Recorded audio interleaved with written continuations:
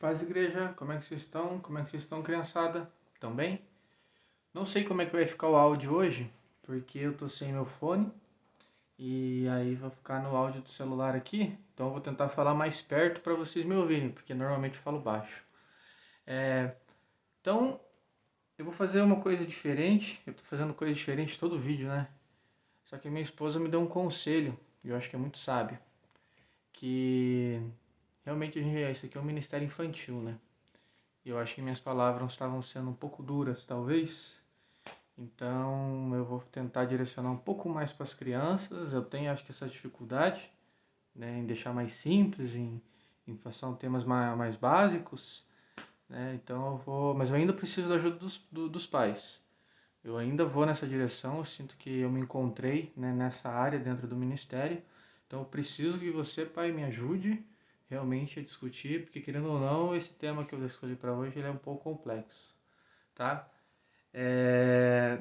Na verdade, é um tema que talvez você mesmo, pai, você mesmo pare para pensar se você consegue explicar bem sobre a doutrina da Trindade, né? Sobre Pai, Filho e Espírito Santo. Como que você explicaria para o seu filho que um Deus ao mesmo tempo é três? E você, pequeno, você já entende isso? Eu já dei uma aula sobre isso lá no culto presencial, né? Eu já dei uma aula para as crianças disso. Eu já gravei um vídeo naquele formato de onde eu gravava um vídeo no Loom, né, e fazia uma apresentação de slides.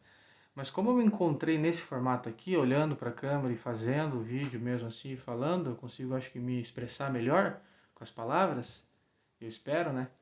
Eu resolvi fazer nesse formato também. E é uma coisa infantil, né? Como é que a criança aprende?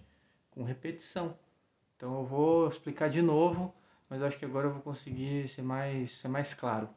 Beleza? Então abre lá em 2 Coríntios, versículo... O último versículo de 2 Coríntios. O último versículo do último capítulo, né? Então, 2 Coríntios 13, versículo 14. Se você lê isso aqui, você vai reconhecer que no fim do culto, geralmente o pastor ele faz isso, né? A gente tem como bênção apostólica, né? É um pouco diferente aqui no original, né? Que fala primeiro da graça de Jesus Cristo, mas ele fala aqui que a graça do Senhor Jesus Cristo, o amor de Deus e a comunhão do Espírito Santo esteja com todos.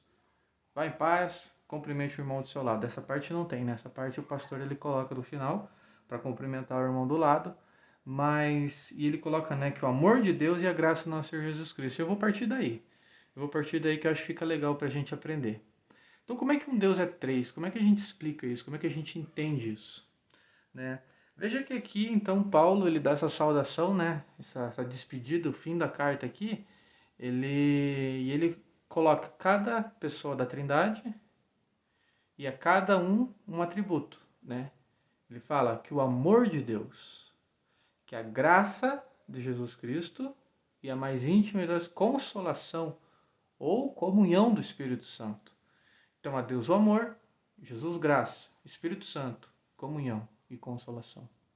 Então, partindo daí, eu vou trazer uma explicação, então, que você, agora, para você entender melhor, para você poder explicar para os seus filhos e para você, criança, às vezes, um dia, conversando com um amigo, um dia que for confrontado com isso, porque existem algumas seitas, né, algumas seitas que elas atacam essa doutrina da Trindade. Né? Então isso aqui também pode ser uma ferramenta para você, né? Sem conhecimento e fundamentar mais essa parte importante, né, que a Bíblia nos ensina. Então que o amor de Deus, quando eu penso no amor de Deus, você deve pensar no versículo famoso que tem.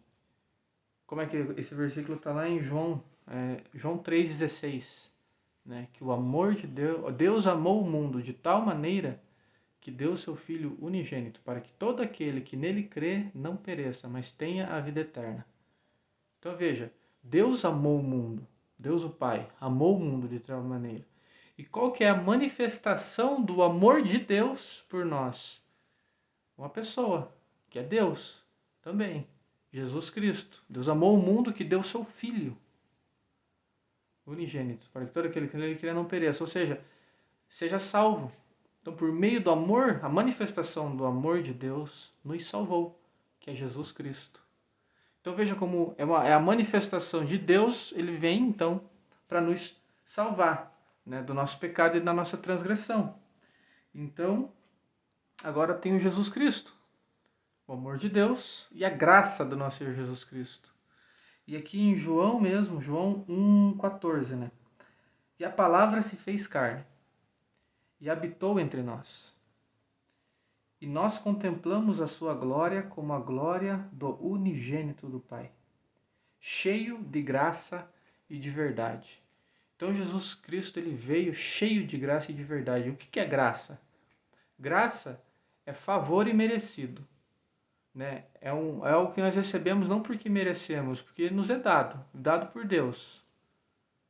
Então eu queria que você pensasse, Cristo não cometeu nenhuma transgressão, nunca pecou, mas ele morreu e morreu numa morte de cruz pela minha transgressão e pela tua transgressão, no meu e no teu lugar. E nós não merecemos isso. E ele não merecia o que recebeu. Mas ele fez isso com um propósito. Então, e isso nos salvou. Por esse sacrifício, eu e você agora temos acesso a Deus e à vida eterna. Então, Deus amou o mundo de tal maneira, eu vou repetir. Deus amou o mundo de tal maneira. Esse amor se manifestou como Cristo. E Cristo veio cheio de graça. E através dela nós fomos salvos. Através do sacrifício de Jesus Cristo, pela vida que ele levou, nós somos salvos. Então nós vemos a terceira pessoa, a terceira, né, membro da Trindade, que é Deus. Assim como Deus, assim como Jesus, que é o Espírito Santo. E o Espírito Santo a gente pode ver aqui em João ainda. João é um evangelho interessante, ele vai retratar Jesus como Deus. Então leia João. Leia João 14, João 14, 23. Vamos ler aqui. Então Jesus respondeu e disse: Se alguém me ama, ele guardará as minhas palavras, e meu Pai o amará. E iremos a ele e faremos morada nele. Quem não me ama, não guarda as minhas palavras. E as palavras que ouves não é minha, mas do meu Pai que me enviou. E essas coisas vos tenho dito ainda estando convosco.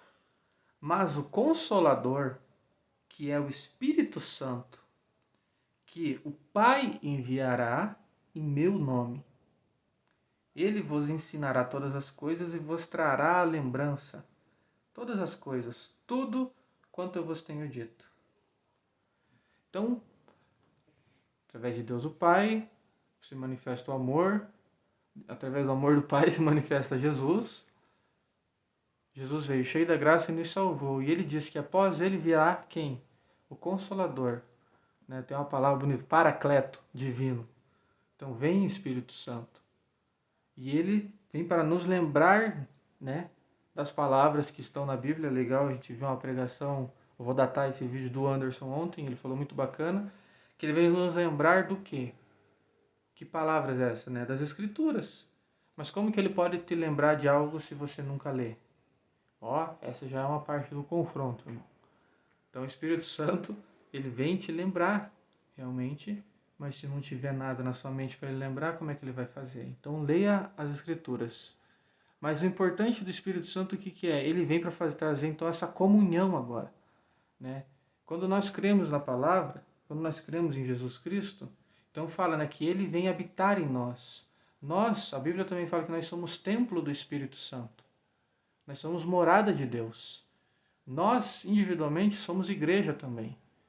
E quando nós estamos todos juntos, somos o corpo de Cristo. A igreja é o corpo de Cristo. Mas nós também somos uma igreja. Entende, irmãos? Vocês conseguem compreender quão grande é isso? Quão maravilhoso é isso? Veja como um vem em sequência do outro. Mas é tudo Deus. Entende? Vocês estão conseguindo entender, gente? Vocês estão conseguindo acompanhar? Então eu tenho o Pai, ele enviou Jesus Cristo e nos salvou. E depois, então, ele vai e ele envia quem? O Consolador, que é o Espírito Santo. Agora que todos nós temos acesso. E através dele nós podemos agora ter o que? A comunhão com quem? Com o Pai. Porque agora nós podemos orar, agora nós podemos falar diretamente ao Pai, em nome de Jesus Cristo. Então veja como é tudo junto. Como se Deus ele é grande demais, ele é infinito. Então ele aparece para nós de maneiras diferentes, mas é tudo ele. Sabe um exemplo legal? Agora eu vou dar esse exemplo, eu gosto muito. É uma ideia que me veio também desse vídeo, é porque no meu trabalho eu vejo muitos adultos ainda perguntando sobre isso, e eles não entendem, e é difícil realmente, né? Mas pensa num fenômeno natural, como o raio. Você percebe que você fala raio, geralmente você olha no céu e vê aquele risco, né? Mas às vezes você não vê o risco, às vezes você só ouve um barulho e se assusta. Aí você fala, ó o trovão. E às vezes você tá no seu quarto e aí você vê aquele clarão no meio de uma chuvarada, né? E você fala um relâmpago. E logo após o relâmpago vem o trovão. Mas se você estivesse olhando para o céu, você provavelmente veria o raio. Nós damos 3 nomes diferentes ao mesmo fenômeno natural. É tudo um fenômeno natural. Uma descarga elétrica que gera luz, que faz barulho, que ela é visível quando acontece, mas é tudo a mesma coisa. Então, vocês conseguem entender isso que eu estou falando? Pai, me ajuda agora, se você entendeu, me ajuda a explicar para o teu filho também isso. Então, porque eu acredito que através do conhecimento, nós podemos entendendo mais sobre Deus, nós queremos conhecer mais dele. Nós queremos saber ainda mais. Quanto mais conhecemos, mais queremos conhecer e mais se tem para conhecer. Em nome de Jesus, a gente vai passar a eternidade ainda para conhecer cada vez mais de Deus e nos aprofundar cada vez mais no conhecimento dele. Amém, igreja? Que Deus abençoe vocês. Compartilhe essa palavra aí, ensine, aprenda e vamos crescer junto, amém? Foi de boa, né? Não confrontei ninguém, né? Viu? Não fui muito pesado. Tô leve. Eu tô falando com você também, criança. Amém? Deus abençoe você. Até mês que vem, que agora a gente vai gravar o vídeo só no domingo. Então, eu acho que eu apareço aí mês que vem só. Deus abençoe. É nóis. Tchau.